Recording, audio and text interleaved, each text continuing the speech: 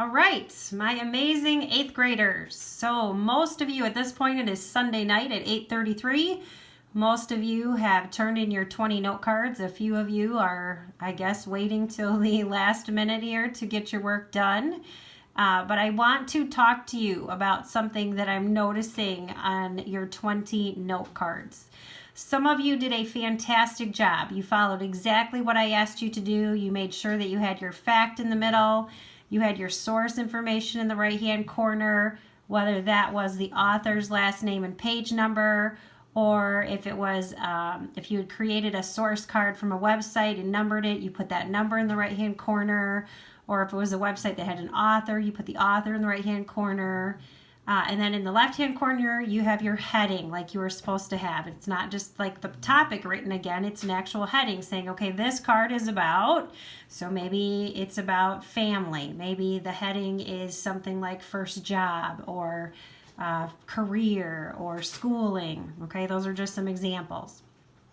And the reason that that is so important is because pretty soon you're going to be working on your outline and your final draft, your rough draft, and then your final draft. And when you go to do your outline and then your rough draft and final draft, you're going to have to include, or the heading information is important because it's going to be easier for you to be able to separate and sort out your note cards into main points and then subpoints. Okay. The reason the information in the right-hand corner is important is for this reason. So in your red folder, you have this worksheet, okay? It says, don't be a copycat unless you use documentation. It says using quotation marks and internal citations or documentation is required if you use someone else's words or ideas in your report. Trying to pass off someone else's words as your own is called plagiarism. It's illegal. When you decide to quote someone in your report, make sure you copy down the words exactly and enclose the entire quote in quotation marks. When you write your report, you must include documentation for this quote. Documentation is the author's name and page number. That gives the source the quotation. In other words, the documentation tells you where you got the information. You will be keeping track of your quotations in your first draft and matching them to your bibliography cards, or as we call them, our source cards. This will be very useful when you are ready to prepare your final copy. So this tells us when do we use documentation or internal citations. I'm going to give you the short of it. The short of it is if you wrote it on a note card, you have to use documentation. Now, some people come to me and they say, hey, Mrs. Curry, I have an interesting fact that I just know. Can I write it on a source card or write it on a note card? No, you cannot write information that you did not get from a source on a note card. I've had students in the past write, he was born on such and such a date, and in the right-hand corner they wrote my brain. No, that doesn't work. Please don't do that, okay? All right, so like I said, the short of it is if you took it from a source, you will have to you'll have to document it, use an internal citation in your paper. Okay, so these are some of the common rules. Always use documentation or internal citations and quotation marks when giving a direct quote. Okay, this means copying the exact words from a source. Use an internal citation, also known as documentation, each time you are rephrasing somebody else's idea that contains opinion or a theory that is not considered common knowledge. Now, here's where it gets tricky. At this point, being that you have not experienced a lot of life, it is very difficult for you to determine if something is common knowledge or not. So for that reason, you have got to use documentation. You cannot just go on your own thoughts of, well, I think everyone should know this, or no, people shouldn't know this. So if it's on a note card, we are going to use documentation. So statistics that are not common knowledge require documentation. Example, in 1975, more baby girls were named Jennifer than any other name. This little known statistic would require documentation. Statements that appear to be contrary to popular belief also require documentation. For example, soft drinks are consumed by more adults at breakfast than is milk. This seems like an inaccurate statement, so it would require documentation. Now, this is, I keep this in here and there's a reason. It says, do not document rephrasing information that is considered common knowledge, okay? It says dinosaurs have been extinct for over 70 million years, okay? Well, as a Christian, I don't believe that statement is true.